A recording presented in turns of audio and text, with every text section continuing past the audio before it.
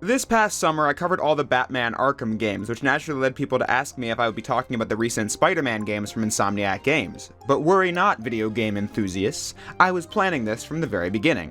With Spider-Man 2 right around the corner for PlayStation 5, I thought now was the perfect chance to go back and replay Marvel's Spider-Man, which was first released on PlayStation 4 in 2018. That might be one of the most awkward titles I've ever seen for a game, so I'll just think of it as Spider-Man 2018 from this point forward.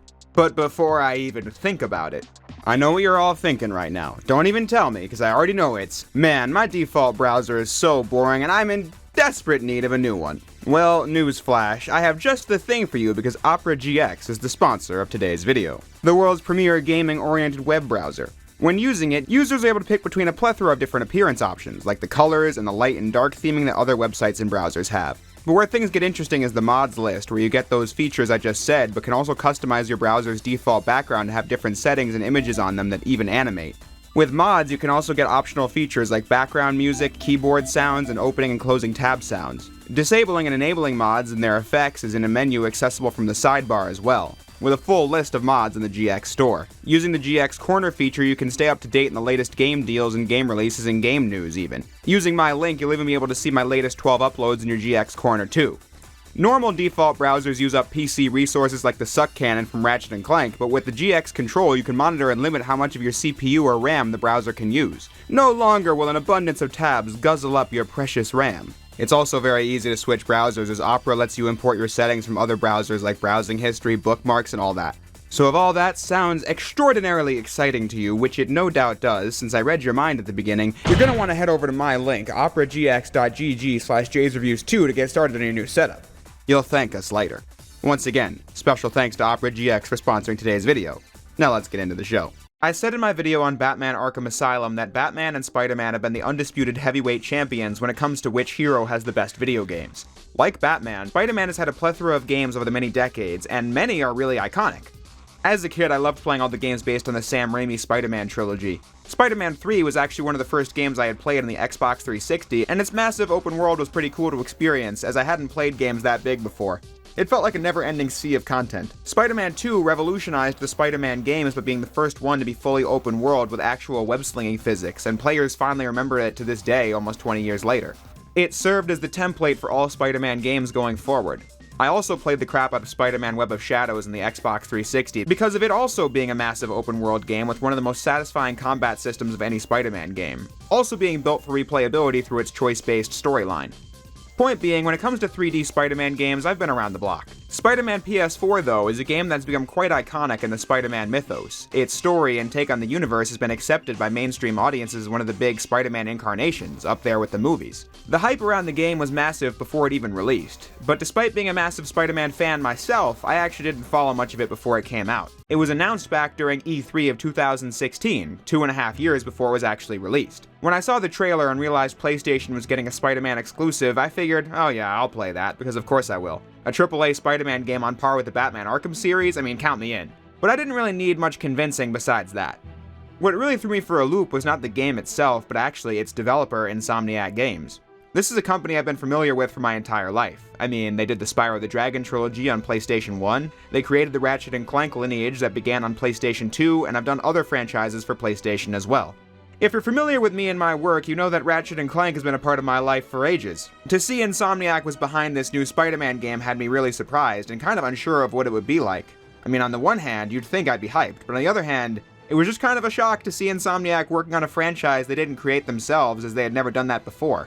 I wasn't full-on thinking Insomniac has sold out to the Marvel machine or something crazy like that, but obviously them taking on a franchise this huge might mean this is the start of a new era for them, and where does that leave something like Ratchet & Clank was something I didn't know before this game came out.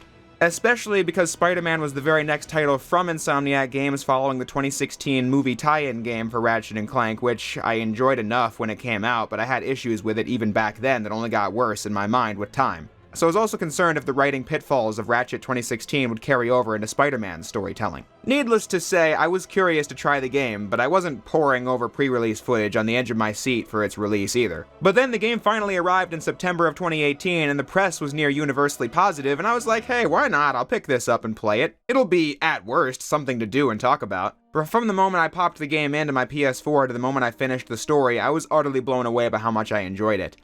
In the past 5 years, I've played Spider-Man 2018 maybe 4 times, I think. It's one of those games where if I pop it back in, I'll just play it for days because it's easy to get lost in. But now, with the sequel about to arrive, it's the perfect time to play it again and see, do I like the game now, 5 years later, as much as I did in 2018? Well, let's talk about it.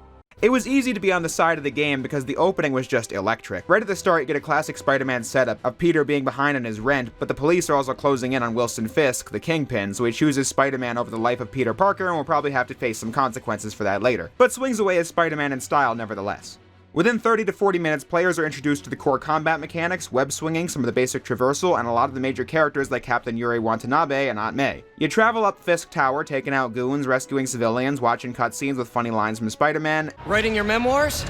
Don't forget the hyphen between Spider and Man. And lots of spectacle as bombs are going off and Spider-Man and Kingpin are breaking through walls in this opening boss fight. Like I said, I picked this up thinking, yeah, this will hopefully be fun. And then within like 30 minutes, I was like, holy crap, this is actually pretty freaking sweet. Not every minute of the game is that mind-blowing, but it does make for a really exciting hook that allows you to get into the main gameplay naturally. Spider-Man open-world games are all different in the physics, or lack thereof, of web swinging. Some have definitely been better than others, however that is one thing they all have in common, and the basic idea is always the same. You hold down the button to shoot a web and it will land on the nearest building, and then you jump off of it whenever you see fit and you do it again and again and again until you reach your destination. In a game like Spider-Man 2018, the web swinging doesn't really take a lot of skill, and I would say most people could do it pretty easily. Not a lot of advanced mechanics here. However, I find it really fun to do because you get to be Spider-Man swinging around the city and doing tricks that gain experience points. It just has a really nice sense of flow, as you don't stop dead when you slam into a wall, you just start running over it and then vault over the building when you reach the top. The web swinging is satisfying in little ways, like zipping to points and leaping off of them with a powerful sound effect to sell how quickly you're moving, or swinging through water towers or pipes. No matter what, you just feel like Spider-Man, which is something that I think is hard to screw up in an open-world Spider-Man game.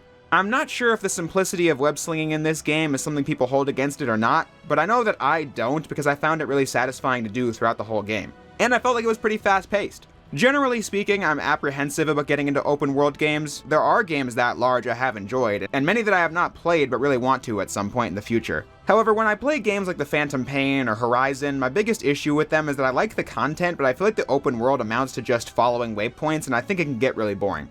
I bring that up because it struck me while I was halfway through my most recent playthrough of Spider-Man 2018 that I never got tired of going from waypoint to waypoint, because swinging through the city is not only fast but also keeps you engaged, more than other open world games I find. You can fast travel all over the city in this game, but web swinging was what I opted to do throughout the whole game, and for a Spider-Man game, I would certainly consider that a win. The combat is also on the simple side. I can sum it up like this. You press square to attack, incoming attacks will be marked with the spider sense, and you press circle to dodge, X to jump, and triangle to use webs. L1 and R1 allow you to interact with the environment mid-combat and use your unlockable web techniques. Before I begin to describe my thoughts on the combat of this game, I'll start by tapping the sign I always do when discussing simple combat. I feel like there's nothing wrong with simple combat. In fact, it's very easy for games with smaller move pools to get more depth out of the experience than if it did have a large list of mechanics.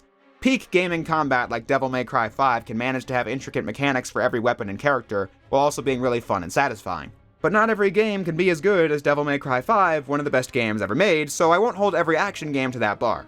Plenty of games can make a less is more system work just fine. In fact, that was the major takeaway from my video on Batman Arkham Asylum from this summer. I talked about this very thing in more depth there. It might seem cliché to compare Spider-Man to the Batman Arkham games, but I can't help it, they do make for a good comparison. Spider-Man 2018 is certainly not as complex as Arkham Knight or even Arkham City, but to compare the basics of Arkham combat as a point of reference, I will say that inherently, I think Batman has more depth to it because of how keeping your combo going makes you go faster, or how you had to choose between continuing attacking with the regular attacks or using combo finishers to instantly take guys down. Those kinds of choices gave that very simple system a lot of depth.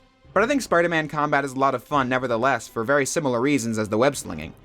Through the animations and sound design, they just make it really feel like you're playing as Spider-Man, like kicking a guy into the air and then punching him in midair and webbing guys up from the ground into the air, or pulling sewer lids off the ground with your webs and tossing them at the nearest enemy. It's explosively cathartic when you start the game, but then the upgrades just make it more satisfying. The skill tree unlocking new techniques like being able to do a web ground pound or tossing missiles back at enemies, or being able to instantly knock a guy out with a web attack if you dodge a bullet with the right timing. You'll also get more web-based gadgets as the game goes on, like the trip mine that webs whoever touches it to the ground or to the wall, or the impact web that sends guys flying and if they hit a wall they'll be stuck to it. The coolest system that this game has going for it in combat would be the focus meter. While you beat up enemies, you'll build up the focus gauge beneath your health bar. While in combat, you'll have to choose between using this for replenishing your health or being able to instantly take a goon down with a press of triangle and circle. It doesn't sound like much, but if you're in the heat of combat and you happen to take some big hits against a group of enemies, it creates a compelling choice for you to have to make. Combat and web slinging are the two biggest pillars of gameplay in this game, but you also get some stealth encounters for good measure. When Spider-Man is inside of a building filled with enemies, you want to stay out of sight and web guys up from the ceiling. Don't know how attacks this loud could possibly be considered stealthy, but I don't make the rules. Compared to Batman, this stealth is pretty basic, but I would also say it gets the job done. The issue with it is that the arenas are kind of small a lot of the time, so you don't really get to do much besides take a guy down and then quickly web your way back up out of sight. And then you can use your various spider gadgets in these moments too, but I don't feel like it mattered too much if you did or didn't, especially since many of these segments just transition into forced combat anyway. But with those three pillars of gameplay established, it makes for a really strong loop that carries you through a somewhat meaty campaign. The main content will be going to missions, then having to fight or sneak past enemies, and all of that works well and is satisfying. Just as much now as it ever was. But the game also comes with a bunch of side content too. This game is nothing like Batman, in that you don't have to break your brain to collect everything like the Riddler quests and the Arkham sequels. You'll have to activate these police towers that are disabled all across the city. When you activate them, you'll then have that portion of the Manhattan map filled in, and then you can clearly see what all the side content is, like crimes in progress, movement challenges, research stations that use your abilities in weird ways, like collecting air samples in specific city sections, and there are photography challenges, or collecting all these backpacks that Peter apparently webbed up and left behind in high school. For those, I must say, there are a lot of unrealistic things about Spider-Man, but you expect me to believe that broke Peter Parker in high school managed to lose and have to buy 55 backpacks across Manhattan alone. Sure, they aren't that expensive, but 55 of them certainly adds up. Anyway, doing various challenges unlocks tokens that allow you to purchase upgrades to your spider gadgets and also new costumes. There are a lot of optional costumes in this game that reference all kinds of Spider-Man history. When this game was first shown off, I never really liked the advanced suit that Peter builds. I just feel like it's over-designed with the white spider logo, so for that reason on my first playthrough I just stuck with the classic suit. But then a few months after launch, the game got patched to include the Tobey Maguire costume. A shame that was after an ordeal where psycho gamer freaks harassed Insomniac over it, but I was happy to see the suit in the game though. For all my runs of this game after that, I had the suit on all the time. Except for this one. I decided to keep the advanced suit on since I'm doing a video on the game. I might as well use the suit that's intended to be there. But the best part about the skins in this game is that the cutscenes are all done in real time, so therefore you get to see whatever your costume of choice is throughout all the cutscenes. So no matter which one you like the most, you never get taken out of the action. But on the subject of cutscenes, that leads swimmingly into the production values on this game. As you'd expect from a first-party PlayStation game, the production values are top tier across the board. I wasn't playing the game on the PS4 release for the video though. As you can probably tell, I was playing the 2020 remaster that was included for players who bought Miles Morales for PlayStation 5. The remaster of Spider-Man 2018 was also the version released on PC, and it included all the content from the 2018 release alongside the DLC campaigns that took place after the main campaign and gave you more villains to fight while picking up plot threads left unresolved by the end of the main game, which is definitely worth playing if you enjoyed the main story. But the main draw for the remaster was the new graphical options. Like many games from last generation, Spider-Man didn't offer much in terms of graphical options. But the remaster on PS5 lets you choose between fidelity mode for the highest resolution and a reduced frame rate, or performance mode that lowers the resolution and lets you play at 60 frames per second, which is absolutely my preference. Now, you can also pick an option called performance ray tracing, which means you can play at 60 FPS, but also get ray traced reflections for glass or water and such. Regardless of whatever you choose, I think the visuals in this game have aged really well. Especially the textures on clothes like Peter's suit. It already looks so realistic by the standards of 2018 that I couldn't imagine it being better, and yet Spider-Man 2 looks to be blowing the visuals of 2018 out of the water. Although the massive elephant in the room for the remaster was that Insomniac caused an internet outrage when they changed Peter's face from how it looked in the 2018 version into something completely different from the remaster. I was pretty shocked by this move when the remaster was first shown, but I'm surprised by how many people still care about this. I mean, you play the remaster once and you get used to it in no time. To the point where I forgot it wasn't like this before whenever I look at this game. Or Miles Morales or Spider-Man 2 footage. So needless to say, regardless of the controversy, I think the remaster makes the original release totally obsolete. Although, since I just mentioned Miles Morales, I figured I might as well talk about that game in this video too. Normally, I just give a full game like this its own video, but I did that for the similarly short side game Uncharted: The Lost Legacy earlier this year and felt like it wasn't really a worthwhile standalone video for me, and it probably would have been better if I just combined it with Uncharted 4. So in the interest of not repeating past mistakes, Miles Morales is introduced in Spider-Man 2018. He gets bit by a spider before the game ends and then becomes the star of his own game in 2020 that launched alongside the PlayStation 5. Honestly, I have even less to say about this game than The Lost Legacy, so I'll sum it up with the following bullet points. I thought this was a great game for all the same reasons as Spider-Man 2018. The visuals and animation were leaps ahead of what even Spider-Man Remastered could do, as Miles swings around the city with more style than ever and even has smoother combat animations than what Peter did in the first game. It made for an impressive tech demo for what the PS5's SSD could do with the loading, and it also felt really good to play with the adaptive triggers in the controller, and the new electricity-based attacks Miles gets made him feel distinct to play as compared to Peter, and I'm looking forward to seeing how the two styles mix when playing Spider-Man 2. The main glue of the game was the story, though. Fun fact, I actually played this game before I ever saw the first Spider-Verse movie, so this game was my introduction to Miles' whole mythos. I knew he existed in the comics, but I just never saw anything he was in before these games, and I thought it was an emotional story that had all the same highs as Spider-Man 2018 that got you to care about and feel for the heroes and villains alike. And that's pretty much that. Like I said, I don't really have much to say on this one, as everything I like about it is exactly what I liked about the first game, including that bit about the story being the glue of the game. When just looking at Spider-Man 2018 as a game you play, it certainly is good, albeit nothing mind-blowing. But the story is the thing that makes this game one to remember. If I'm being entirely honest, I think this game's narrative stands right alongside it and is in some respects outclassing almost every single Spider-Man film ever released, and I like pretty much all the movies to varying degrees. And some of those are all-time favorites too, so it's not faint praise. What makes the plot of this game so emotionally compelling is its focus on the characters. Right from the beginning, this game tells a story that will feel fresh if you've watched all the cartoons and movies before. Spider-Man 2018 isn't about Peter just starting out, he's been doing it for 8 years, so the game could tell a more complex story about Peter's life than the usual high school level stuff we've seen a dozen times before. Like I said, Peter's behind on the rent as early as the first cutscene, and he's evicted later as a result. He actually has a real job as a scientist, which gives him more challenges in time management and other issues like whether or not they'll continue getting funding for their research. All the relationships feel real because you understand where everyone is coming from, like how Peter's on and off again with Mary Jane because of how she's fed up with him not trusting her to be capable of solving problems on her own, but you can see and get why Peter would feel like he has an obligation, as the one with the superpowers, to make sure the people he cares about do not get into dangerous situations. The feuds and disagreements they have, alongside the fun moments, just feel true to life. Texting isn't talking?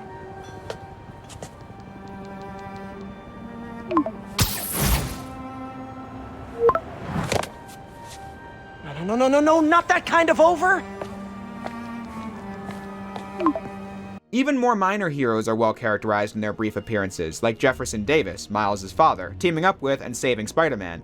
He's built up well enough in one mission that his death hits pretty hard and perfectly sets up Miles to become his own hero. But the area the character writing wins the most points in for me is the villains. Already I was intrigued because the game features the villain Mr. Negative as the antagonist for the majority of the story. He first appeared in the comics back in 2007, and since I don't read comics, I had never seen him before this game because I only watch the shows and movies and play the games. Giving a more recent villain the spotlight makes the story feel new.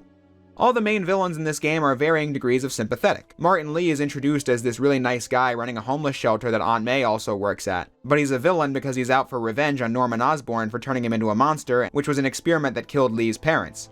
You feel bad to see him fall from grace, but you get why he would seek the ends that he does.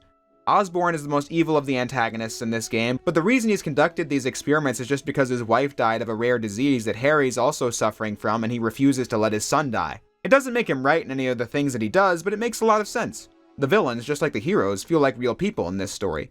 No villain shows this quite like Octavius. When I saw that the guy Peter worked for was Otto, I just cynically thought to myself, okay, we get it, he's gonna become Doc Ock, let's just get to the point. But as the story progresses, you genuinely get really invested in his story, and his relationship with Peter is just so genuine. If you'd like to seek a position with more of a future. I came here to work for you because of what you've got up here. And that's not going anywhere. So neither am I.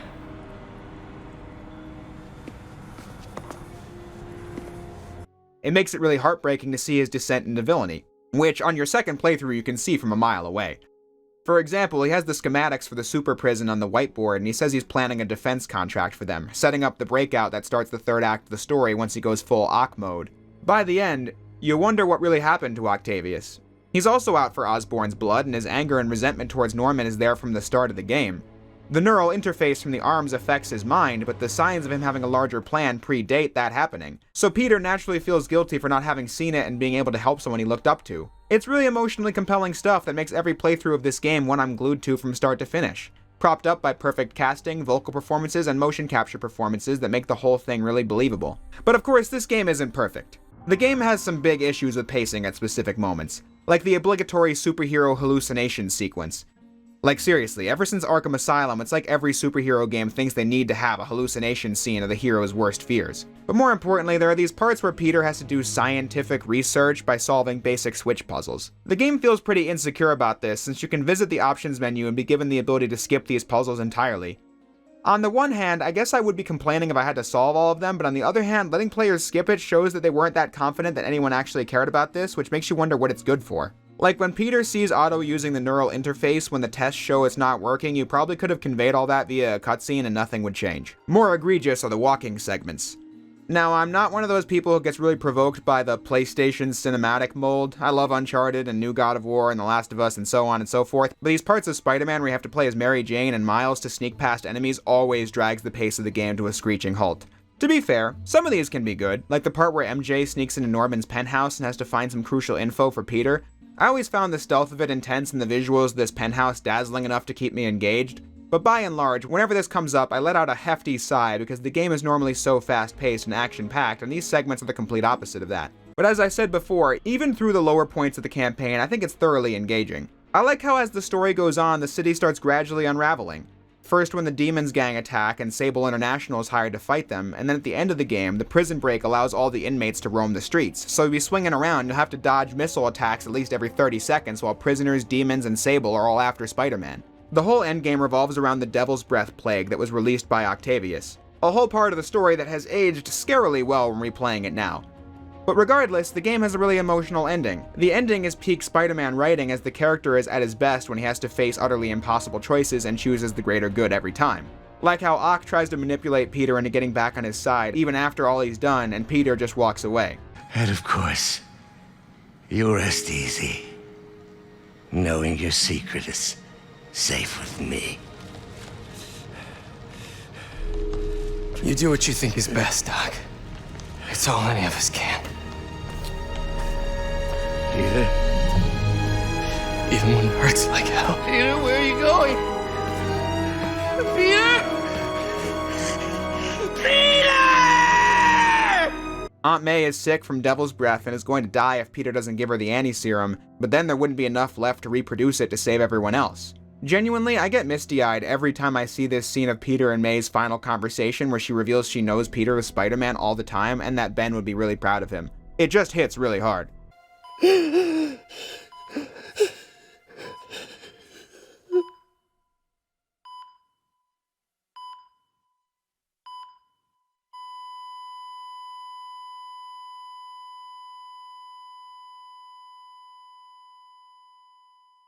But what makes Spider-Man so great to me is that he has to face all these difficult decisions, but he always gets back up and keeps going with a positive and humorous attitude. It makes him really aspirational, I find. And I think all that makes the perfect case for why I think this game is so great, even now, 5 years later. The gameplay is really solid, the production value is top-notch, and the story is some of the best Spider-Man writing I've seen in recent memory. It was such a mature take on Spider-Man while still being fun and entertaining like a good Spider-Man plot should be, in my opinion. Which is what makes the game so easy to replay and so memorable too. When I finished this game in 2018 and now 5 years later, I'm still just blown away by how much I enjoyed it. And as a lifetime fan of Insomniac games, I was also really happy for them that they had such a breakout hit. I mean, Ratchet & Clank 2016 was already them bouncing back after a few slow years, being one of the most successful launches they had ever had. But Spider-Man blew it out of the water and turned Insomniac into one of the most revered Western developers in the gaming industry, being one of the most successful exclusives on the PlayStation 4, and that success allowed them to continue pushing the envelope of visuals and production values in future Spider-Man and Ratchet & Clank games, and I'm very proud to see that as a fan. For all these reasons, I absolutely cannot wait for Spider-Man 2 later this month like pretty much everyone else with the PlayStation 5, and yes, I do plan on covering that game as soon as I can, so I hope the folks at home are looking forward to that. But until that time, I'll close the video by saying what I always do. Thank you all for watching, and I'll see you next time.